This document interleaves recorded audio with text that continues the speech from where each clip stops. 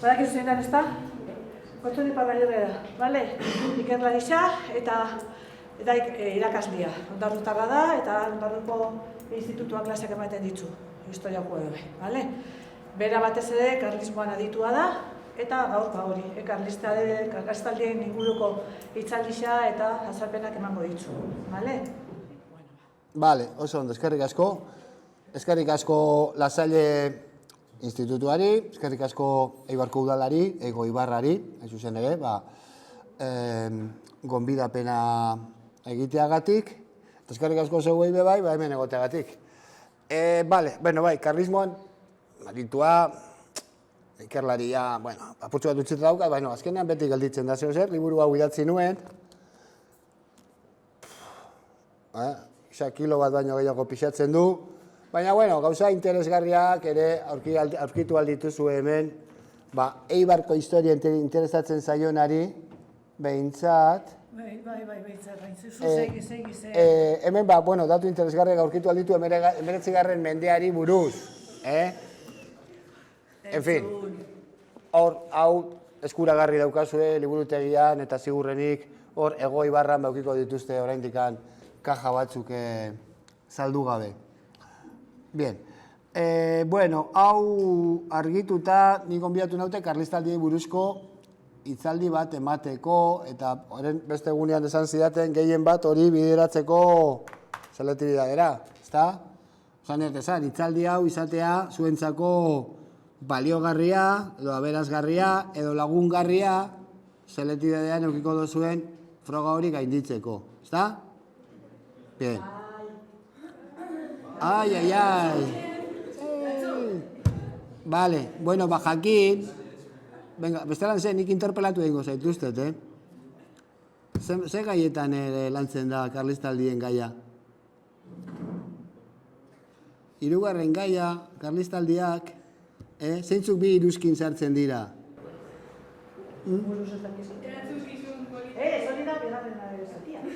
Erantzuki, tenemos un pequeño lío. Erantzukizun politiko legea, Frankoren legearekin zatoz, 19ko legearekin? Sí, claro, 39 sí, pero de 1900. Es esa. Eta beste iruzkina da 1800.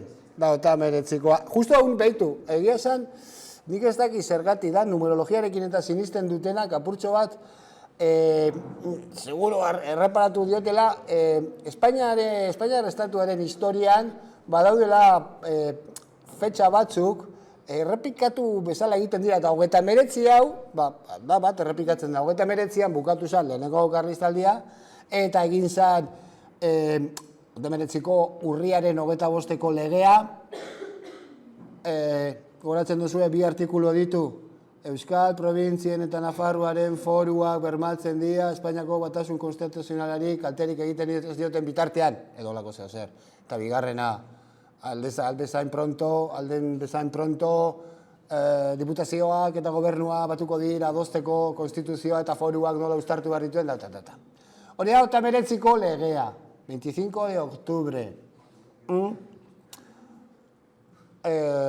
Eta bestea da, 76koa, bigarren karlistaldia bukatu zeneko, ez neuri jungazta. Neuke, ez aurrera eskuneran, aurrera ez nahizen ez jo, ez dudan ez jo, hor.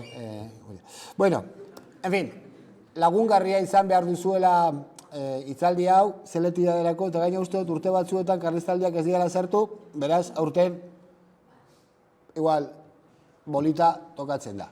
Toka la bolita karlista. Orduan, aprobetxatu, apurtxo bat. Vale?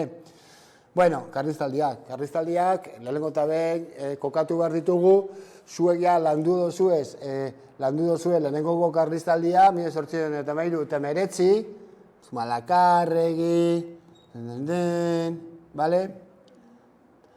Gero, bigarren karlistaldi bat egon zen, baina Katalunian, Euskaldunek ez dute konsideratzen gerra bat izan zenik, ez da Katalanek deitzen diote bigarren gerrate karlista, eta gero Euskaldunantzako bigarrena dena, 1812 bitartekoa, Katalanentzako da hirugarren gerra karlista, orduan hor dago bizkat folioitsua honengatik da, bale? ikuspegi historiografiko batetik, historialari gehienek esaten dutena da bi egon direla. 33-39 eta 72-76. Eta gero, zergaiti dago hor epilogo bat bezala hor ikusten duzue, 36-39 ikusten duzue. Hori zentzuk data dira horiek, 1986-1989, ze data dira horiek. Hori horrentxe ematen egon baza, bai, monda, bentsatu, endala gutxi. Guerra Zibila, efectivamente. Vale, eta Gerra Zibilean, jakingo duzuenez, Frankoren alde, Frankok bere alde eduki zuen ejertzitua, ejertzito rebeldea, ejertzituaren parte bat, ez gehiengoa, baina parte bat errepublikari leial mantendu zen, italiar fascistak eta Alemaniako naziak, eta ze beste sustengu izan zuen Franko altxamendurako alderdi falangista, Primo Rivera, José Antonio, eta zein zan beste alderdia? What? Ez oten zuten? Erreketeak, oso ondo. Zer ziren erreketeak? Erreketeak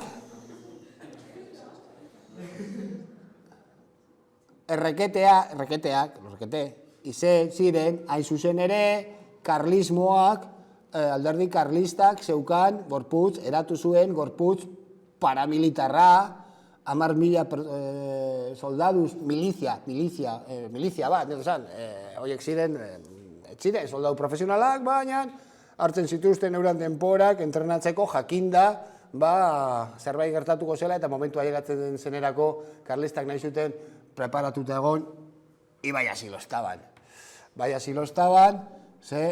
altxamenduaren lehenengoko 48 orduetan, kristoren sarraskia egin zuten Nafarroan, milaka eta milaka fusilatu, eta fusilatu esaten dudanean da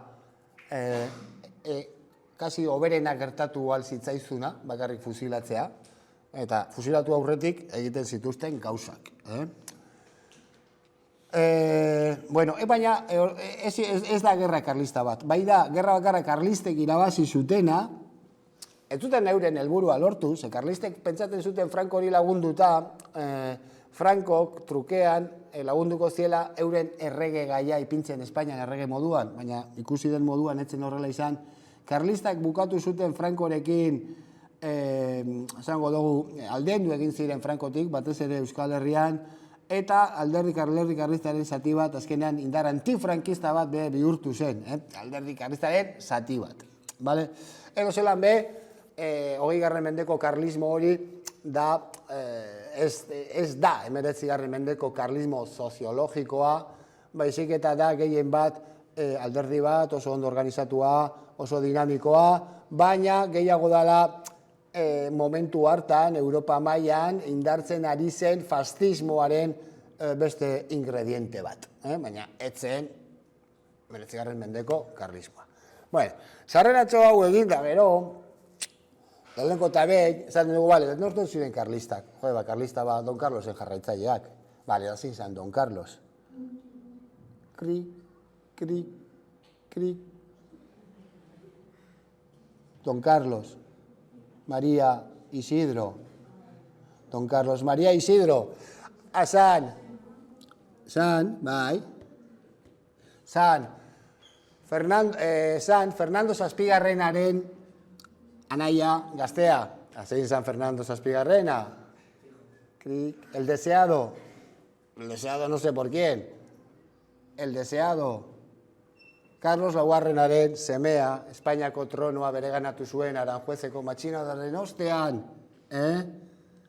Eta, handik denbora gutxira, Baionan aldikatu zuena, edo aldikatu behar izan zuena, bere aitaren Carlos Laugarrenaren mesedetan, eta Carlos Laugarrenak utzi zion Napoleoni erabaki hartzen, jarri zuela zein? José Lehena,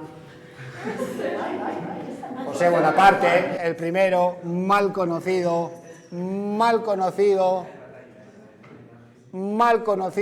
e injustamente vilipendiado con el sobrenombre de Pepe Botella.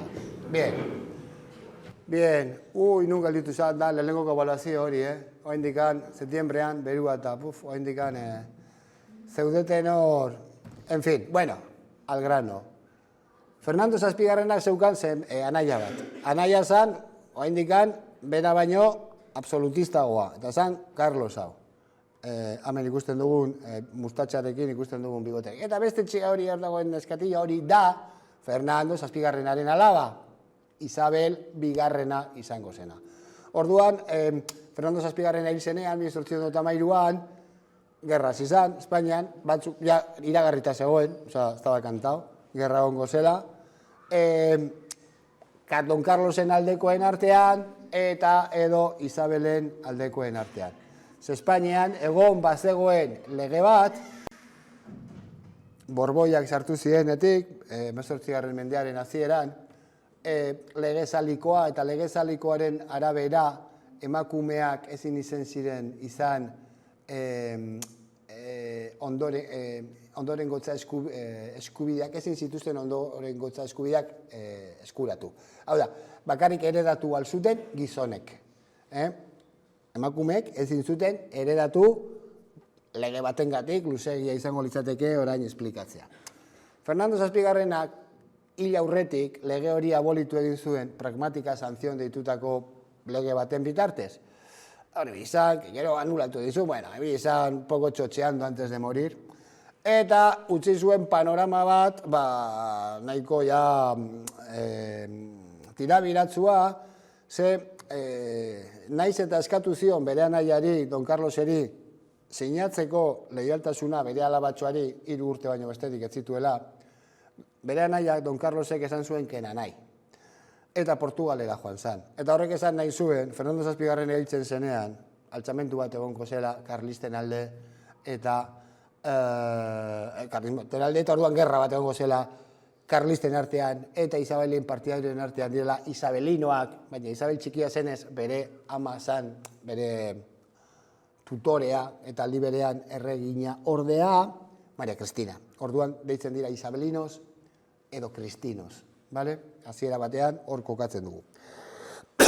Orduan zer izan zen, gatazka dinastiko bat, zer izan zen, a ver quién se queda con la corona. Bueno, bizkat, bai, baina, ez guztiz. Ze, karo, hori izan bazan, oso horreza zan, Don Carloseko azeukan seme bat, ikusiko dugun moduan. Ikusiko labera Isabelen adinekoa. Hauek oso dituta zeuden lehengusuen artean eskontzen, eta hori esan problema bat, eurentzat. De hecho, horrek ekarri ditu arazo batzuk, beranduago. Orduan, ez ziren, hor zeukaten konponbidea. Eskondu, lotzen dituzu, bi adarrak, batzen dituzu, jaiotzen dena, errege izango da, edo erregina, edo denelakoa, baina, kuriosamente, lehenengo karlistaldia etzen bukatu baldintza horiekin. Konponbidea etzen hortik etorri. Konponbidea etzen batzen hortik etorri, seinalea arazoa be, etzela arazoaren mamia, edo arazoaren funtza, etzegoela hor. Hori izan zen detonantea. Detonante bat, lehenengoko mundu gerraren detonante izan zen bezala artxiduke Francisco Fernandoren eraiketa Sarajebon, hori izan zen txinparta, baina lehenengoko mundu gerra ja ingrediente asko zituen. Ez bazan izango hori beste motibun batengatik leherraraziko zen. Bien, eta zein da orduan, behinetako arrazoia, gerra karlistena. Horretarako, joan behar gara, da horregatik ezer lehen izatzuet, rollo numeristikoa, 50 urte lehenago. Justo, lehengo karlistaldia bukatu, baino 50 urte lehenagoz, lagunduko dizuet kenketa egiten, letrasekoak zaet eta, 1789.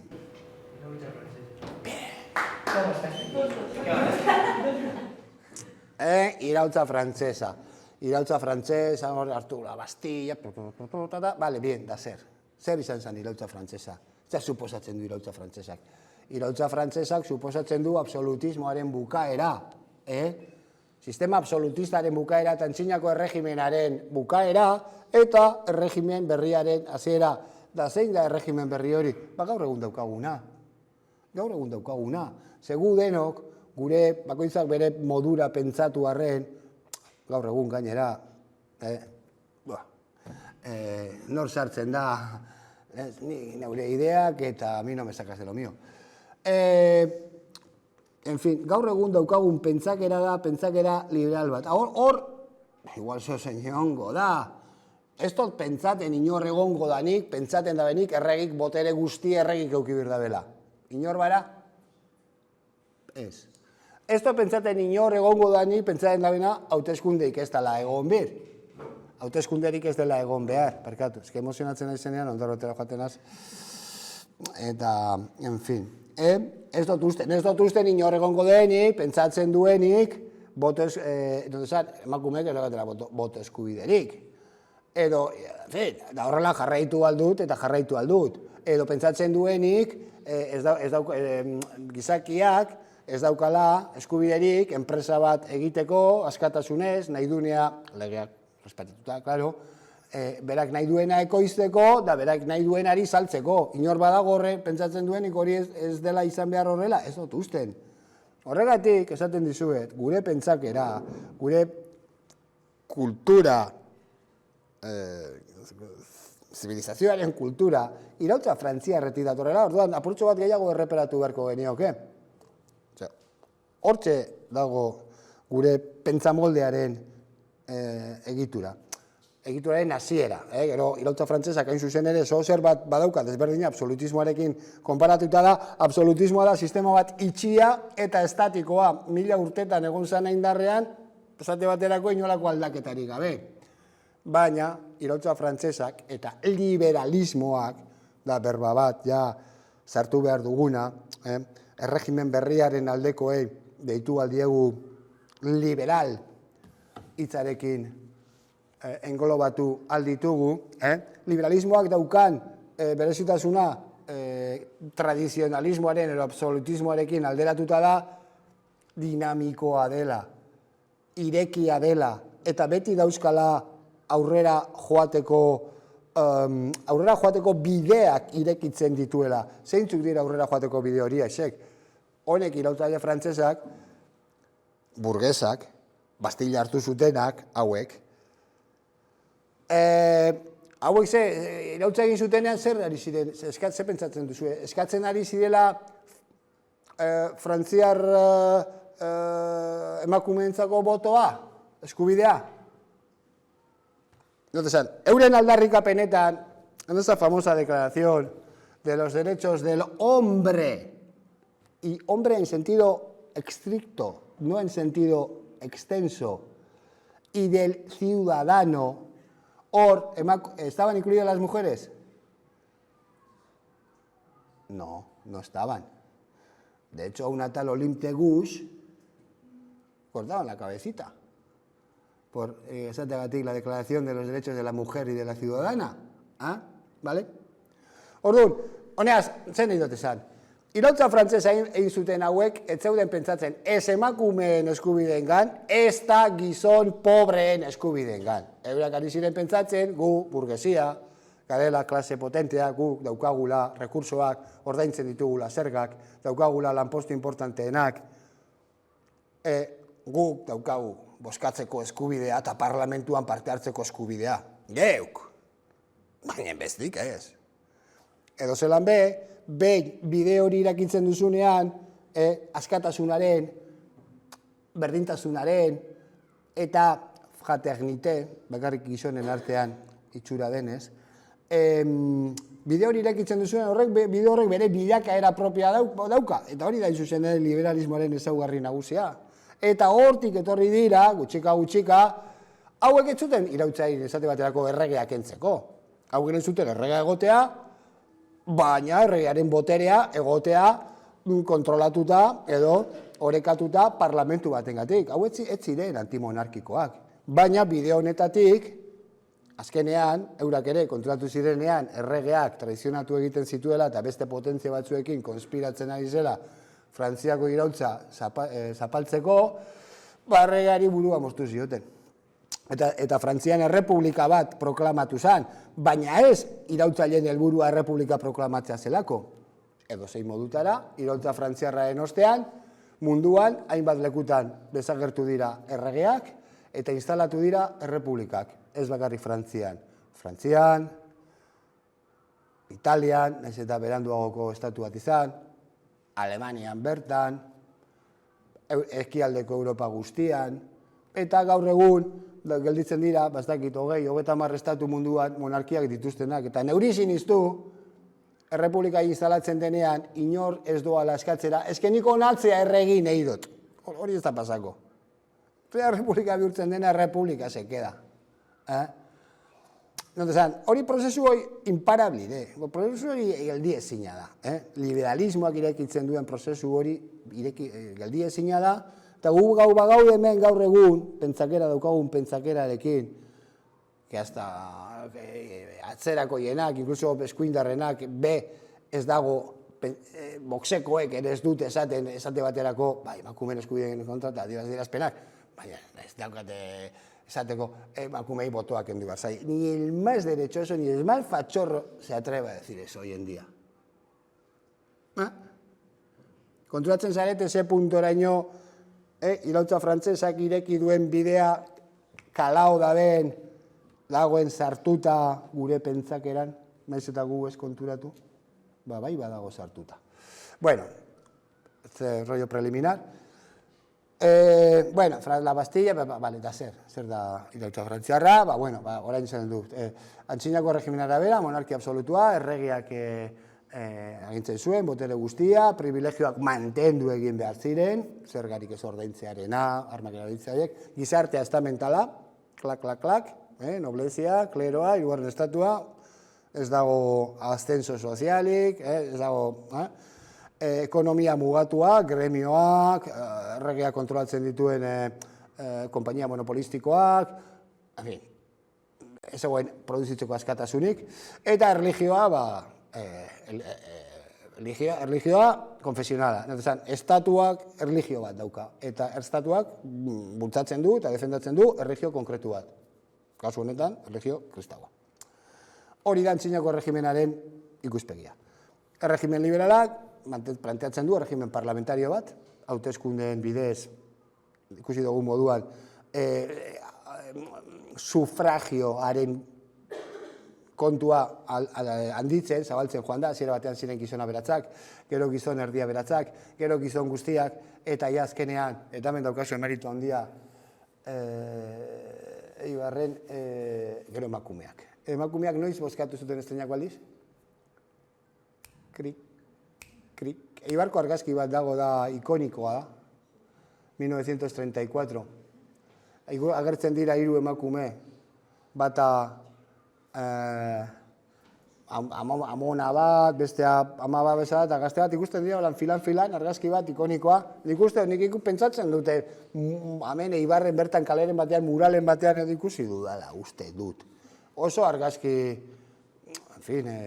triptikoetan eta ilustratzeko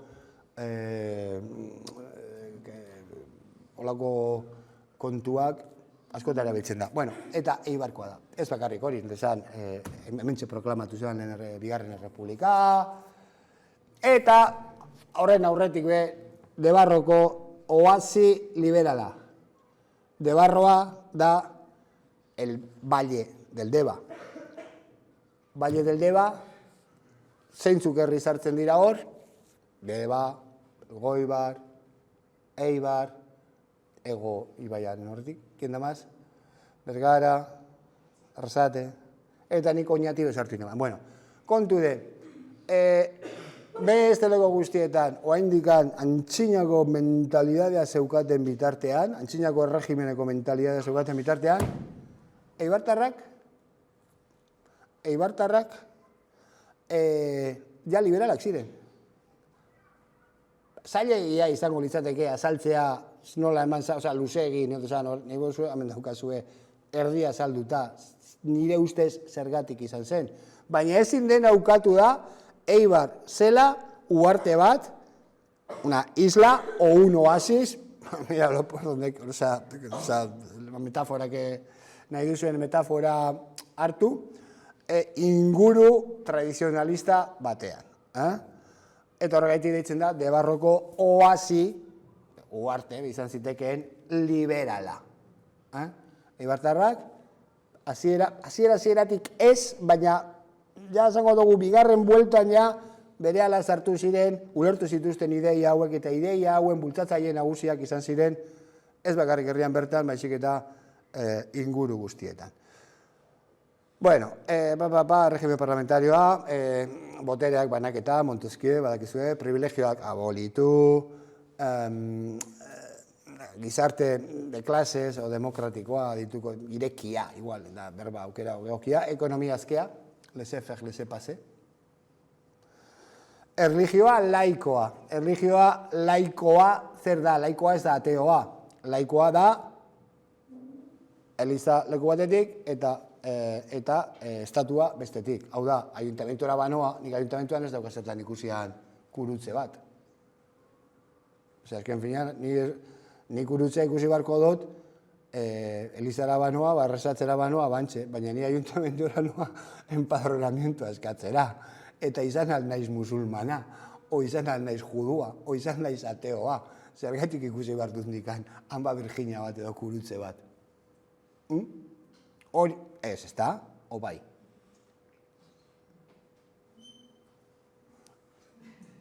Un poco, Vale, ez, hori da laikoa izatea. Gerozu kurutzi hartu, eta eukiko zu kurutzi, zeure kurutzi, eta zeure etxin, eukiko zu kurutzi, zeure kuartu, nahi bozu oian gainin, baina leko publiko baten, liburutegi baten, ayuntamiento baten, polideportibo baten, ez da hon bir, simbologizia religiosoik, ez kolore bateku, ez besteku. Ez duzue pentsaten? O pentsatezue egonen bir dela? Ez da? Ui. Ez, bale, bien. Hori da laikoa izatea, dinot, ez da ateoa izatea, da izatea, cada cosa por su lado. Vale? Ahora, bueno, liberalismoak. Liberalismoak, claro, Frantzian errementatzen du, irautza frantziarrak, eta ze pentsatzen duzu, inguruko potentzia absolutista galditu zirela aixak ondo ebitu, frantziarrako revoluzioa egiten da. Burua moztu diotez, lehengusuari, Luis Amasei garrenari, eta haze ondo, jabe. Zan zuten, behitu, cuidao, txorrek hasi dira, baina gu berdin gaude, oza, gu gara potentzia absolutistak, gu gara monarkia absolutistak, eta Frantzian kendu badut erregetza urrengokoak, kontuz, habersi bakundir el ejemplo, eta sortuko diren irautza gure herrian eta bukatuko dugu Frantziako erregabe. Orden segi zuten Frantziaren inguruan eta bizkat urrutixiago zeuden erregin absolutista zer egin zuten.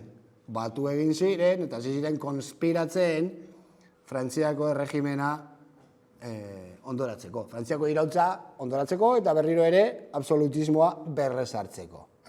Eta horrek eragin zituen lehenengoko gerra Frantzia eta inguruko herrialden artean eta ditu zitzaion konbentzio gerra. Garai hartan, une konkretu hartan, Frantzian zegoen erregimena deitzen zalako konbentzioa.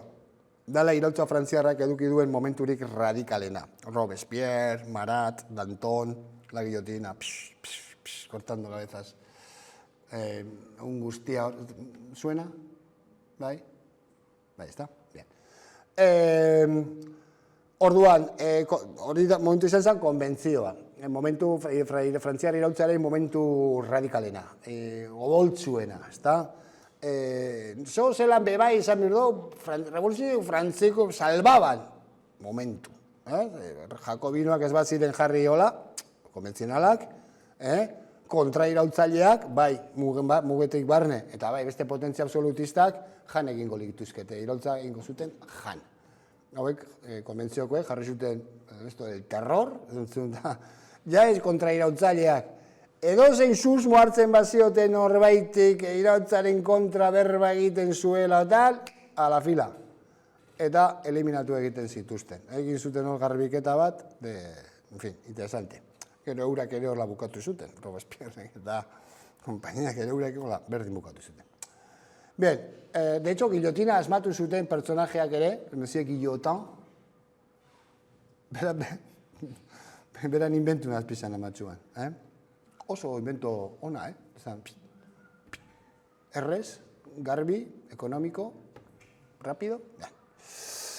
Ze pasatu izan, nien zazpiden dela eta mairuan. Gerri, izan dugu, konbentzio gerra hortan inbaditu zuten Espainia, baina gara, Espainian, zeintzu provintzia daude Frantzia eta Espainiaren artean, Gipuzkoa. Eta Gipuzkoan, sartu ziren, Gipuzkoako diputazioak, ze pentsatu duzu egin zuela? Gipuzkoako diputazioa banatuta zegoen, bi sektoretan. Diputazioa da probintziako gobernua, bale? Eta batzuk, gehiengoak, gutxiagatik, baina gehiengoak, nahi zuen Frantziarekin batu, Frantziako Errepublikara batu eta prozesu iraultzaile horretan integratu. Besteak, gutxiengoa, baina kasi erdiak, eta tartean Eibar, oraindikan loratu gabeko, oraindikan mentalidad absolutistako Eibar, ark, erabaki zuten ez batzea, Espainiako erregeari Fidel leial jarraitzea, eta iraultza Frantziarako konbentzioko tropei konfrontatzea. Konfrontazio horrek, Eibarren kasuan, ekarri zuen, aiazin, Baltzaga, sartu zin, Eibarren erre zituzten 117 etxe, ermu kompletamente, ermu kiskali hemen, eta nire herri xede, kiskali hemen. Zatxik, ermutik eta ondarrutik, mugetatik, bideratzen zirelako Frantziarren kontrako ekintza gerrilleroak. Eta Frantziarrek tontuak ez ziren, gaina konfidentea zeuskaten, Eibarren bat gainera. Nigo Laskurain. Zeuden Frantziarrei laguntzen zegoen jente bat. Eta laguntzen ari ziren, Frantziarrek zen, zeintzuk izan dira deba erre dutenak, eta ondarrutarrak, zeintzuk, ondarrutarrak? Atzo jungoaz. Handik egun batzuetara pasatu ziren, da jota ondarru erre zuten, ez erregin zuten. Hori izango zen, politena. 3 egon ziren ondarroan barrabasadak egiten, kontatu ezin diren gauzak. Eta azken egunean, zu eman zioten ondarroari, eta joan ziren. Bien, ez nago kritikatzen hori, Nire esan, gauzak, prozesu historikoak olakoa dira, okasunetan ondarrutarito gauz zitzaien. ¿Para qué se meten? Bien, lauta mabostean, frantsesak eta, bueno, baki, hemen. Lauta mabosterako Robespierre eta hauek ja etzeuden gobernu moderatuago zegoen, ja, direktorioa, ez dakit igual, pasan urtean mundu garaik historia ematzen utenak, direktorioa, sortu zen. Kontua da, regimen moderatuagoa, eta Espainiarekin beste bakea egin zuten, Bazilako bakea, gero San Ildefonsoko tratatua, amistad, ez egin Frantzia eta Espainia erdi ondo eramaten ziren, da konsientean ziren batuta gomartzi dela inglesei aurre egiteko. Eta, lauta magostetik aurrea, situazioa apurtxo bat baretzen da, harik eta iraultza frantziarrak hartzen duenean beste martxa bat, beste prozeso bat izartzen da, eta horra gertzen da, Napoleon Bonapartek zer suposatzen du. Napoleon Bonaparte da liberal bat, liberal moderatua, Frantziako iraultzaren gehiagikeriei, izango dugu, radikalismo revoluzionarioak eta gehiagizko eskakizunei eta moztu zituen adar hori esek, eta eratu zuen modelo bat, revoluzionarioa, liberala, moderatua, baina ausarta aldi berean, esportatzeko. Modelu hori esportatzeko. Eta zein zen bere esportatzeko modua? Gerra. Gerraren bidez eta konkistaren bidez, Napoleonek zabaldu zuen eredu liberal moderatu hau Europa osoan, abantaila bategaz, edo laguntza bategaz, da, Europan, ondarrun behaguazen morun, eta Ibarren behaguazen morun, jente bat, desiaten eguana absolutismoa zamaitzeko, eta prest eguana frantziazai laguntzeko euren herrialdeetan ere erregimen liberalak ezartzeko. Da Napoleonek bazekien hori. Napoleonek gerraz egiten ari zen bitartean, aldi berean ari zen iraultza frantsesa esportatzen. Iraultza frantsesaren balioak eta printzipio teoriko eta ideologikoak esportatzen ari zen, eta kontzientzia liberala eta mugimendu liberalak indartzen Europa osoan. Horiek, euren herrialdeetan, askotan, fueron vistos como traidores. Se juntan con los franceses. Reflexionatu gabe, eguazenela batzen arekin, bainzetako, haren ideak zinelako eurak nahi benak, ez belako nahi, absolutismoa segien.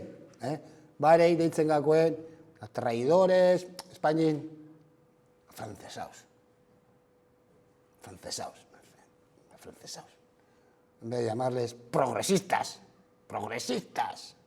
Gente que, ve hacia dónde tienen que ir los tiros. No, francesaos. Bien, Napoleón. Napoleonek, bueno, a ver, Napoleon esan nahi gero bat, ¿vale? Napoleonek militarron bat zan, konkistaban Europa erdixe, Espainin bezartu zan, Portugalen sartzeko atxekizia, zaute besti, eta testu inguru horretan, Espainin altxamentu bat egon zan Napoleonen kontra, 2 de mayo, bai? Hori aurten lehenko gaian ikusi dozue, bale? Eta baita ere, testu inguru horretan, Espainian sortzen da konstituzio bat. Hain zuzen ere, Espainiak eduki zuen lehenekoko konstituzioa, Kadizeko konstituzioa, 1800 eta 12, martxoaren 19, laster, horgaitik deitu zuten, La Pepa, hori da. Ze martxoaren 19 da San José, José, Pepe, pues como era la Constitución, pues la Pepa, ¿vale? Da lehenengoko konstituzioa, Espainiakoa, egiten da, hain zuzen ere, ordurako, Napoleonen nahiak, Jose Lehenak eta beste batzuk, Baionan eginda zeukaten beste konstituzio bat Espainiarako, ari kompetentzia egiteagatik. Da hor sortzen da lehenengo konstituzioa. Bien. Konstituzioa, gerra, frantziarrekin, konstituzio hori aplikatzea oso zaila izan zen, 13an ja bota zituzten frantzesak azkeneko gatazka San Martzialekoa, 13ko uztailean, eta orduan, konstituzioa izan herrietan sartzen, da horrek suposatzen zuena. Konstituzioa sartzeak suposatzen zuen ja lehenko hauteskundeak egitea, en fin, aldaketa bat, soldauzka, derrigorrezko, gero sartuko gara hor, derrigorrezko soldauzka, konstituzioa aplikatzen egon zen urtebete, harik eta bueltatu zen arte, lehen aipatu dugun pertsonaia, el deseado, Fernando VII, egon zala, denbora guzti honetan, Napoleonek zeukan, bera eta bere familia, gaztelu batean preso, ez, ogixe jaten, hanbean gainin txabolo baten ez, paradisio bat den, eguan, ezin ben urten, bale? En fin, preso beste gauza bat. Bueno, Arek, me faltó tiempo. ¿Qué hizo? Zeiman Arek. Vuelte eman Espainiren. ¿Algo de persas? Pertsiarren manifestua egin zuen, da Pertsiarren manifestuak zer suposatzen zuen? Pertsiarren manifestua suposatzen zuen, Kadizeko konstituzioa eta berak egindako legedi guztiak eta hori dena anulatzea, pikutara bidaltzea, eta berriro ere absolutismoa jartzea indarrean. Haike majo este. Mirale. Eta hori egin zuen Fernando Zazpigarrenak. Eta Espainia egon zan urrengoko 6 urteetan, bebai, berriro ere absolutismoan. Ez Espainia bakarrik, zein lauta 15ean Napoleon garaitu egin patu ziren danak, eta ja Napoleon garaitu zuten ja el bati bueltatu zenean en la famosa batalla de Waterloo, ondo, oskatuta. Waterloo, eta denpori faltakoen frantzesa jatzea berriro ere monarkia absolutista jartzeko, eta Europa osoan batu ziren erregeak, eta esan zuten, que zelan, que como antes, ¿no? Como si no hubieran pasado estos 25 años. ¿Qué tal, primo? A ti no te veía hace tiempo. absolutismora bueltatu ziren, famoso Kongreso de Viena, eta gainera egin zuen, aliantza bat egin zuten, Europako beste nunbait, sortzen mazan, beste, txosenik baukan idei edo, iraultza olako zozer egiteko, segidu juteko, injarra hartu baino lehen, hori mostera, aliantza bat egin zuten, Santa Alianza, ¿vale? Santa Alianza. Bueno, zen gauza, zelan irautza frantziarraren hasiak hor zeuden. Nahiko zua zapaldu, baina aneuana.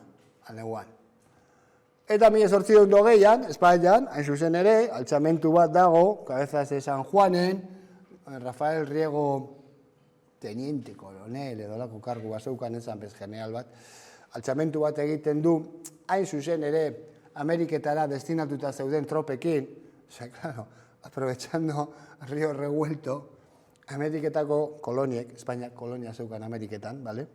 Ego Amerika guztia, Brasil kenduta, eta Mexiko, eta Karibea, eta hori, en fin. Zer egin zuten koloniek, aprobetxatu zuten, eurek ere, euren independentzia aldarrikatzeko, beste euskaldun baten eskutik, un tal Simón Bolívar, ¿vale? El Libertador. Bueno, eta orduan, claro, arek Frankerria matxuzanin eta Napoleona matxuzanin, arek ez euken asmorik voltatzeko lehenko sistemara, independentziak, gu independiente me quedo, esamen arek. Eta, claro, Fernando VII esan dut, no, zuek izango zaziatzea koloniak. Eta ejerzito desberdinak, hainbat ejerzito bidali zituen Amerikara, ari haiek berriro ere Espainiaren menpean ipintzeko. Eta ejerzitoetariko bat zan, hause, Sevillan prestatzen ari zena, eta Riegok, lortu zuen, konbentzitzea, jentea, eta altxatu ziren, Kadizeko konstituzioa aldarrikatu zuten berriz, derrigortu egin zuten Fernando Zazpigarrena konstituzioa sinatu zuen gainera, sobreaktuando un poquito, eta 3 urtetan zean, Espainian egon zen erregimen bat, deitu zena 3 urteko liberala nun, egon zen errege bat, Fernando Zazpigarrena, eta konstituzioa bat, 12 indarrean, sistema liberal bat egon zen, tirabiratzuaz, en fin, txula denez Espainian, eskuinak, tradizionalistek, irabazten dutenean oso ondo, baina galtzen dutenean ez dakite, no saben perder. No hay nada más que ver. Eta, efectivamente, temporada honetan, altxamentua absolutistak egon ziren, Riegoren kontra eta haute bestea, baina azkenean, bakizu nondik etorri zen 3 urtekoaren gainbera edo porrota edo akabaera, lehen aipatu dugu Santa Alianza hori egin zutela potentzia absolutistek, Europan sortzen bazan olako beste irautzaren bat edo matxakatzeko, Aretxek. Aretxek, Santa Alianzaren auspotuta, batez ere frantziarrez osatutako ejerzito bat sartu zen, paradogikamente, kasu honetan, ez irautza ekartzera, baizik eta Espainian zegoen irautza zapaltzera. Eta hauek, ejerzito honi deitu zitzaion los 100.000 hijos de San Luis, edo San Luisen 100.000 semeak. Bueno, hogeita iruan, berriro ere, Fernando VII, un vengativo, hartu bat, eurak eukiben, liberalak eukiben, Fernando Zazpigarrena, 3 urtin, jakin jebe konspiraten zegoela, eta kontra zegoela, eta faltzukerian zebilela, ez zuten hil. Behonek lehenengo gauzi bakizu ez erreiman, Riego hartu eta urkatu. Urkatu ben Riego, hasi izan liberalan kontrako kristoren represioa, batzuk igez, besteak atxilotuta, besteak fusilatuta, eta absolutismoa berriz, 10 urtetan, 23-tik 33. Eta 33an ze pasatu zen, Fernando Zazpigarrena hil egin zela. Bale, baina ordurako, ja, Espaini, eguan, arrakalatute. Espainin ja, bi mentalidade guazen. Nahi benak jarraitu lehenko modun, absolutismun, eta nahi benak, aurrera pausuk emon, liberalismun bidetik, gaur gazen lekure. Orduan, arek bisak ikusi dauzenak lehen, Isabelita eta Carlos, ez zan gatazka dinastiko bat. Zeukaten ja terrenua prestatuta eta tradizionalistak jarri ziren zeinen alde, Adan Carlosen alde. Eta liberalak jarri ziren Isabelaen alde, eta Kristinaren alde. Orduan, sinonimoak dira Isabelino, Kristino edo liberal, sinonimoak dira. Karlista, absolutista, tradizionalista, sinonimotzat jo ditzakegu. Nahiz eta bakoitzak destakatzen duena da, noren partidarioa zen, baina besteak esaten duena da pentsakera edo mentalidade politikoa. Orduan, ja eszenario horretan gaude. Lehenengoko Gerra Karlistan, aurreratzen dut, esaten dut, Gerra Karlista liberalek irabazi zutela, eta ordutik aurrera, Espainian ja gehiago ez dela egon momentu absolutistarik, ja beti egon da liberalismoa. Liberalismo hori izan leike moderatuago, radikalago, prozesu historikoak inoiz ez dira linealak eta konstanteak, beti daude abiadura handiago hartzen duten momentuak, geldiuneak, atzera momentuak, badaude, prozesu historikoak, bizitzak horrela dira, Orduan, baina edozein modutara, Espainian ez da egongo gehiago inoiz erregimen absolutista bat. Egongo da bai, gero diktadura pare bat, Primo de Riverorena eta Francorena, ketela. Baina hori ez da absolutismoa, da beste erregimen bat, 20. mendekoa, eta ez dugu nazi behar absolutismoa, ja dira diktadurak edo erregimen autoritarioak. Espainian gehiago etzan egon absolutismotik 1813-tik aurrera. Da otemeretzitik aurrera, gerra liberalek irabazi zutenean, hori betirako prozesua, Espainia liberalismoan gelditu zen. Más moderado, más radical, más lo que sea, pero liberalismo. Hemen islatu nahi nuen pixka bat prozesu hau, marra honek markatuko leuke liberalismoaren eta absolutismoaren arteko muga hori, eta hemen da 83ko esperientzia txiki hori, hemen dago haukagu 18ko, 12-13 urteetako konstituzioaren lehen esperimentua, eta hemen daukagu 20-tik 23rako konstituzioaren bigarren esperimentua.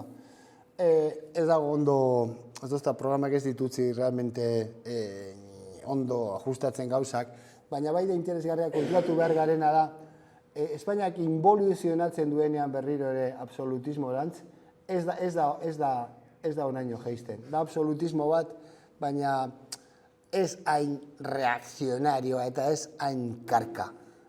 Absolutismoa bueltatzen da, baina da absolutismo bat geroz eta más light, geroz eta leunagoa.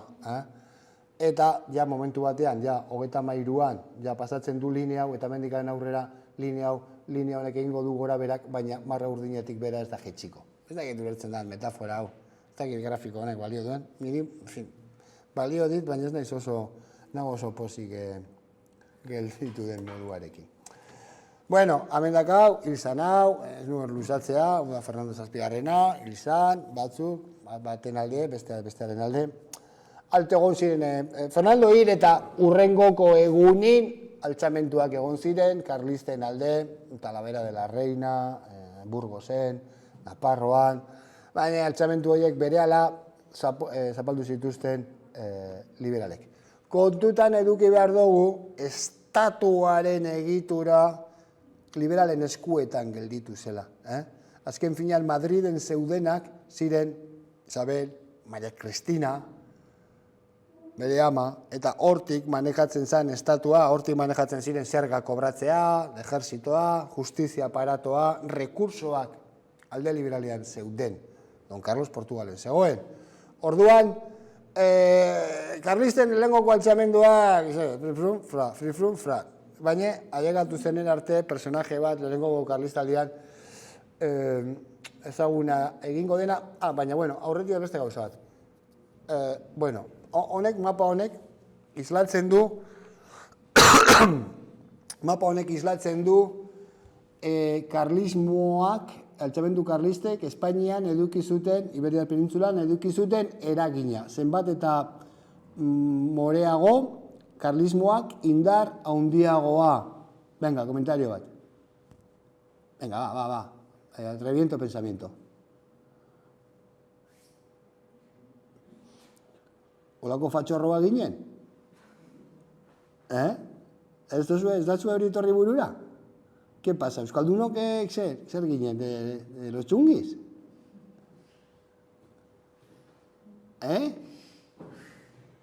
Zer diozue? Zergatik? Bai, éramos de los txungis. De los txungis. Historian, en fin, onak txarrak ez da hori. Zatxik, karlistine, osea, zea fan karlistak, Ahí está, tac, clac, handikutu la palabra mágica. Efectivamente, foruengatik, zer ziren foruak? Bueno, haintze, zizut hori, zure marroi hori zizute botauko. Bueno, hau da lehengo hori, antzinako regimena, erregimen liberala, eta orain jengo dut berdina. Foruak. Foruak zer ziren? Bueno, foruak ez daude bakarrik Euskal Herrian. Foruak dira lege konsuetudinarioak, dira lege tradizionalak, dira lege batzuk herriak bere buruari ematen dizkionak ala beharrez. Konstituziorik egon aurretik eta erregeak egon aurretikan ere, jendeak euren arazoak bideratzeko formulak bilatu beharko zituen, ez? Zure hauntza sartzen bazen, haren ortuan da jaten bazion, bere landare guztiak eta hori, soluzio bat aurkitu beharko zenuten, ez? Digo jo, orduan, olako konfliktoak, edo azpiegiturak egiteko, zubitxo bat, bidea konpondu behar da, batu egin behar gara beste herrikoekin, zein joango da denon partez, gauza horretarako, herritarrak, ez gara, organizatu egin gara, por instinto, ez da gauza bat eskolan ikasi behar dena da, instintoa da, herriak bere buruari legeak edo arauak markatzen duk, zetarako, eguneroko konbibentzia bideratu alizateko.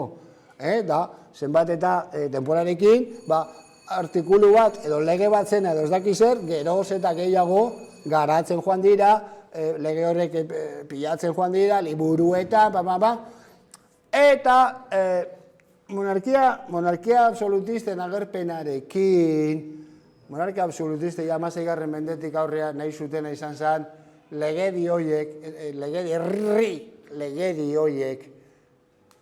molestatzen zieten euren botere imperiala esartzeko orduan. Orduan, lehenengokoak galdizutuztenak euren foruak, nahiz eta hitz hori eduki badako zentzuk izan ziren? Castellanoak eurak, Carlos Lehena, V de Alemania, llegatu zenean, al primer Austria, 1516.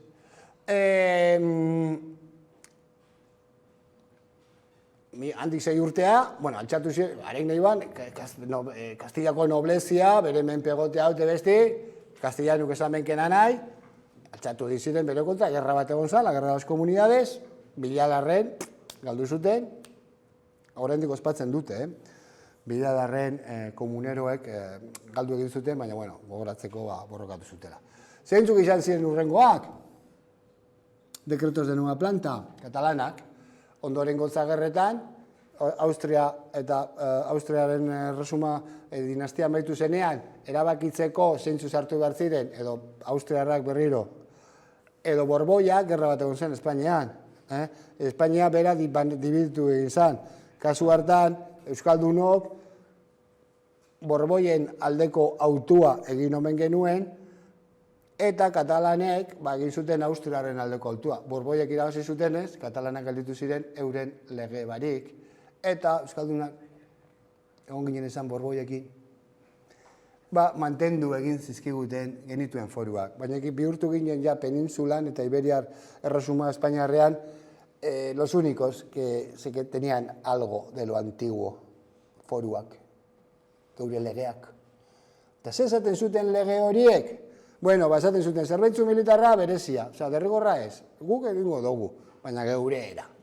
gu ezin gaituzu derrigortu soldaduska egitera. Inbazio badago joango gara. Itxasorako soldadua behar dituzue, emango dizkizuegu. Baina, eso de que etorri hona eta gazte guzti soldautzi ez, hori ez.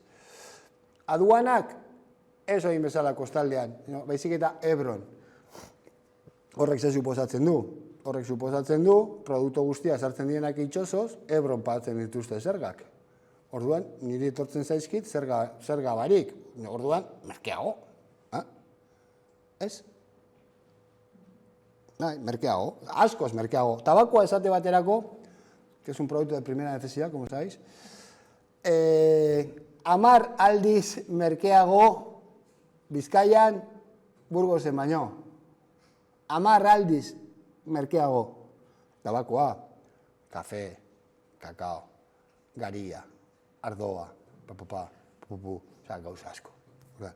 Orduan, foruak herrixearentzat, baliabide gutxien zituenarentzat, importantea zire.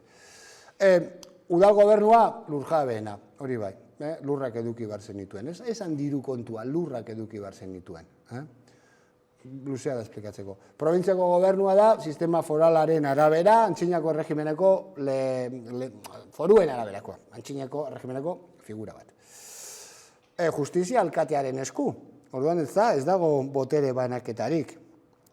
Alkatea da botere betearazlea. Eta aldi berean botere judizialaren kompetentzia bere ganatzen zituen. Erlijioa konfesionala. Foruak, euskaldun, fededun. Bale? Zuekia ez. Subirautza. Subirautza da, provintziako batzar nagusiak dira, subirautza da, zeinek hartzetxu zera bakizak. Provintzisik. Euskal Herriak ez, provintzisik. Gipuzkoan, Bizkaia, karabana da. Eta, nundik dator legedi hori, foruak, esan dugun bezala, herritik sortu dira, txarto edo ondo, baina herritik sortutakoa dira, eta, en cambio, konstituzioa exogenoa da. Kasu honetan Madrilekoa, edo, iparralden kasun, Parisekoa, eta horiek ere guztiak ere inspiratuta beste eredu batzuetan. Orduan, klaro, da gero beste gauza bat. Erregeak, absolutistak, ordura arte, sinatu egiten zituen foruak eta esaten zuen errespetatu egingo zituela. Orduan, pentsatzen jarrita zuen ustez, zeinekin izango zen errezago negoziatzea foruen inguruan zerbait erabaki behar zenean. Botere guztia zeukan errege batekin, eta gaina foruak sinatuta zeuzkanak, edo 4 urtetik behin aldatzen ziren 350 ordezkarirekin. Erantzuna erreza da. Eta da, 1 or 2? 1, yes. 1, zaizu, joder, qué egoístas. Qué egoístas, ¿no? Estos, los vascos. Euren libertadeak mantentzeko, baina Espainiarra guztiak nahi digute regimen absolutista bat nahi digute endosatu, euren eskubidetsuak mantentzeko. Kritika horri ez zaio arrazoi apurtxu bat faltatzen. ¿Vale? Digo, por si hay foralistas. Bien, bazen el tema este. Bueno, gerri hasi zen. Hasi zen gerri, gerri zeukan fundamentoik. Allá zane arte, Zumalakarregi. Zumalakarregi, da hoize personajia hau, eta 33-tik 35-era honek organizatu zituen, esan dugun bezala, karlistek egin behar izan zuen ejerzito bat ezerezetik, karlistek ez zeukaten ejerzitorik, ez zuten estatuaren palankak kontrolatzen, egin behar izan zuten ejerzito bat ezerezik, ardura honda izan zen Zumalakarregi. Ejerzitoa entrenatu, uniformatu, disiplinatu, armatu, entrenatu, eta gaina ondo, eta gaina garaipenak lortzen. Eta garai honetakoa da, eta ezin naiz gelditu esan gabe, txapelaren edapena Euskal Herrian. Badakizue lehenengoko txapelak zer ziren? Kaskoak ziren. Ikusten duzu zelako platillo volantea daukan Zumalakarregik hor buruan? Ez duzu ikusten gauza rigido bat daukala hor? Bai, ezta? Por cierto, Zumalakarregik zeukan anaia bat, Miguel, liberala zala. Ez liberala es que yo soy liberal. Diputau zan, Kadizeko korteetan parte hartu zuen, eta Espainiako gobernuan kargo garrantzitsuak eduki zituen, liberalen gobernuan. Beran, nahi, nauzi xaua. Orduan, guazen, gerra zibile, izien zan gara gariztea, gerra zibila izan zan. Baina, hau, ez da, antxinako legekusan. Ikusten zuen zelako rigioa daukan hor. Hori da, lehenako txapelak aukitzuten zuten karkasa metaliko bat, holan, tirekin bezala, kon tiras, eta barruan sartzen zuten artilea, edo borra, deitzen da, vegetal bat, eta hori izaten zen, salditeriaren kargak gertatzen zirenean, orduan ziren tankeak bezala, oza, sasoi hartako tankeak ziren caballeria, en fin, pesada. Golpea, kaballeriakoak normalean izaten dira goiti bera. Holan egiten baduzu, se resiente el tendón. Orduan, hau da golpea, goitik bera. Pelikuletan ikusten baduzu fijatu. Eta orduan, ebitatzeko destrozo horiek, asmatu zuen, da sistema horrek, jote esatxu horrek, inmune esaitu utziko, baina, bueno, zeo zer, igual burua erditika moztu beharen, igual belarri erdika galduta, igual salbatzen zara, ez?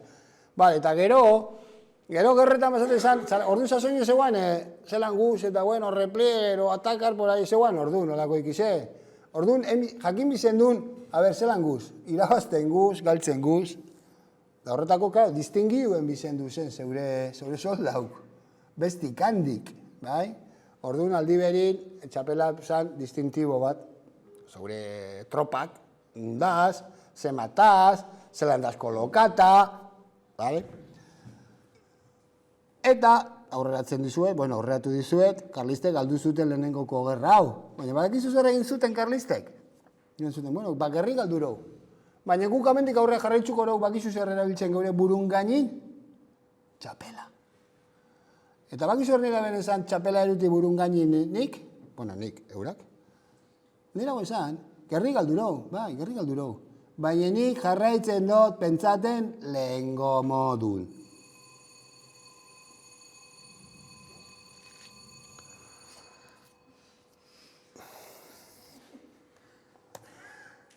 Bien. Zumalakarrek izaju, otama bostin eimen hil. Hile izan, bala perdida, no seke. Jarraitzen dugu bizkatu, zer? Jarraitzen dugu bizkatu, zer? Apurtxu bat. Venga, harintxua junguna, bale? Hile inben eta garri galdu izan. Gero egun zin, pare bat, espediziñoi, tal. Batu, kriston, lehenko gara karlistik kriston sarraskizak onzin, da ondiokan ebizela bankargako, eze potentziza armamentistiko handia zegoelako. Kristonen sarraskiak egon ziren alde batetikan eta bestetikan.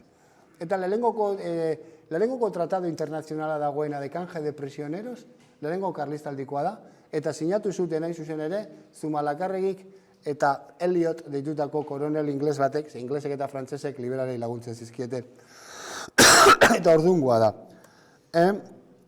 Eta bueno, ona bueltatuta, ja, lehenengo karlistaldian daukagu lehenengoko episodioa, Eibar inguratu egin zuten karlistek, Eibar liberala esan ordurako, superliberala, Zabala deitutako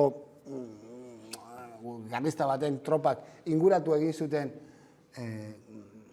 Eibar, rendiu, gizonak, soldau sasoino basenak, eibartarrak, zebiltzan hor, ejerzituan inkorporatuta beste leko batzuetan laguntzen. Eta hemen Ibarre bertak gelditu ziren, jente zarragoak, gizon batzuk, handrak esen bat, eta umik.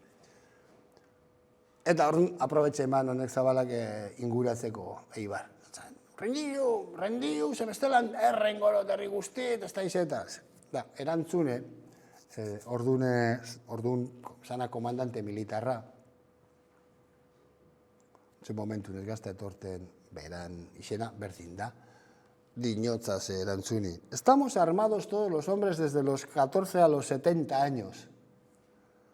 Que también lo están 100 heroínas, mujeres, héroes, que las restantes saben cargar el fusil mejor que Zabala, Zabala San, el que les había amenazado. 1835. 1815 Eibarko emakumeak zeuden prest borrokatzeko eta zeuden gizonekin batera el primera línea de frente borrokatzen armekin euren ideien alde. Konturatzeko ze puntoraino da hau iraultzailea, 100 urte beranduago, Espainiako Gerra Zibilean, bando republikanoan, ez ziren onartzen emakumeak borrokatzen. Bando republicanoan, los comunistas, los socialistas, los comunistas, las mujeres a casita, o a la enfermería, o a cocinar. 100 urte beranduago. Eta hemen, Eibarren, 100 urte arinagoa, emakumik, dando la cara. Orduan, hau ez da gauza bat eskutu neukitzeko, hau nik eukiko neuke Eibarren, eta nik, Eibarren feminista duz, baina hau, jonbilitzake, en fin, zabaldute, eta jonbilitzake gauza bat oso ezaune. Que bueno, que igual las armas no se ve mejor esto tal, pero bueno, que sasoirako kresten adelantu izan. Gerra zibilin, bakarrak, lagabenak, permitiuenak, emakumik fusilak hartzen eta borrokatzen gizonan parin, izan zen anarkistak. Anarkistak izan zen bakarra. Hori dinamiki hori asumiuenak. Beste guztik, nahi. Bueno, hemendik aurrea, zen da sistema parlamentarioa, gerri galduzan, da gerri galduzanin, zer lemarekin bukatu zen gerra, bakea eta foruak. Eta horren bidetik, etorri zen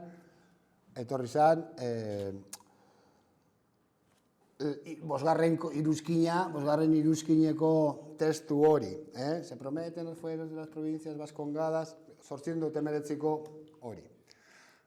Se confirman los fueros de las provincias vascongadas y tal y cual. Eta bestea. Hemen esaten duena da, hoxe. Hau, bueno, lege honek badauka bere garrantzia, zera, oso ikuspegi, lege ambigua da. Eta interpretazioak ere ezberdinak izan daitezke. Baina, bueno, bat, alde batetik, da garrantzitsua, ze estreñako foruak, direla antzinako regimeneko figura juridiko bat, antzinako regimeneko, konstituzioa, dela gauzo moderno bat, txertatu egiten ditu foruen testuak konstituzioan. Orduan, nolabait, ematen dio indar bat, ematen dio oinarri legal bat eta juridiko bat ordura arte antzinako regimeneko zen figura bati. Orduan, irabaz egin dute foruek. Baina, aldi berean, esaten du, que sí, que se prometen los fueros y tal y cual, pero sin perjuicio de la unidad constitucional de la monarquía. Orduan, aldi berean esaten, bai, foru bai, beteko los importantietiz, baina, beti atzarikoko berbi, atzarikoko erabakixe, dauke konstituzioa. Espainiko konstituzioa. Orduan, claro, batzuentzako legea izan zen foruen berrindartze bat modun, eta foruen refuerzo bat, eta beste batzuentzako izan zen foruen desagerpenera eramango zuen lehenengoko pausua. Vale? Ia ize jaustik entzuen, lehenengo zuen, lan ez duen jaustik, otra vez clara campo amor, equipas, y todo lo que. Bueno, Espartero, Barcelona, bueno, ordurako liberalak bi bandotan zeuden banatuta, moderatuak eta progresistak. Eta sektore progresista burua Espartero izan. Espartero likortunik perezoso, Cristina kendu eman gobernutik, publika iman jutea, eta ziban el trienio progresista eta foruen kontrako hainbat eraso bideratu zituen. Aduana pasatu zituen kostaldera, dan gelditu ziren betirako. Justizia esan zuen, ezodek alkateak eukitzea ez, epaileen esku. Subirautza, juntas genialen dike, a Madrid. Eta jatorria, ja, bihurtzen da exogenoa. Eta batez ere, honek implikatzen zuen azan, sartuko dira hainbat elemento, hainbat funtzionario, exogenoa, territorio foru lurraldean zeintzu. Claro, a ver, justizia epaileak eman behar badute, justizia epaileak ailegatu behar dira. Epailetik ailegatzen dira. Dira funtzionario batzuk, ez direnaz berez ez datoz legeni foraletik eta asumitu behar izan zituzten. Bai, adibidez hori, hartu zen Guardia Zibila, Gineroak, epaileak, mugak kostaldera eta Irunera eramaten dira, hango aduaneroak. Hori zupotzen zuen azan, hainbat elemento sartzen diela lurralde foraletan ordu arte existitzen ez zirena. Eta ikusiko dugu moduan horrek ere populazioarekin ekarri zituen tirabirak eta beranduago agertuko dira. Edozelan hau kapitulo pasatu zenean, Esparteroren kapituloa pasatu zenean, zeiku lasa ibili ziren, Gonzalo Martínez altxamendua, Picasso.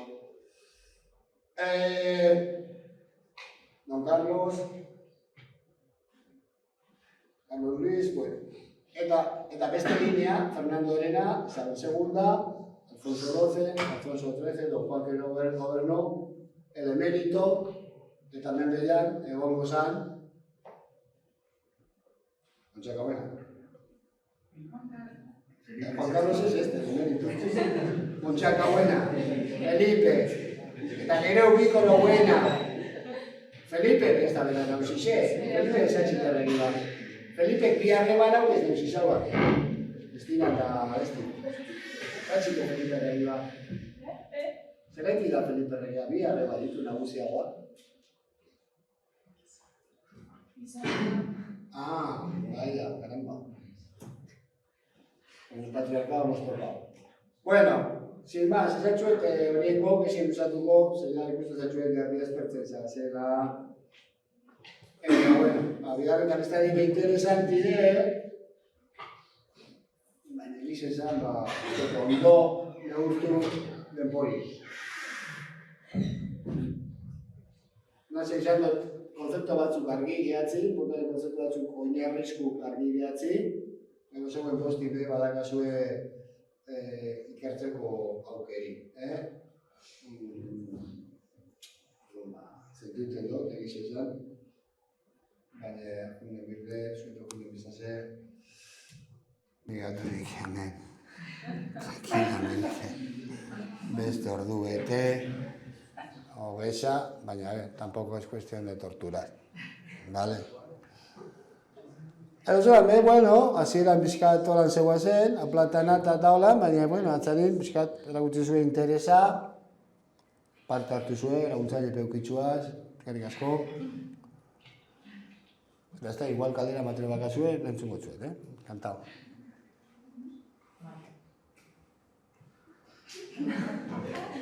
No cuestión.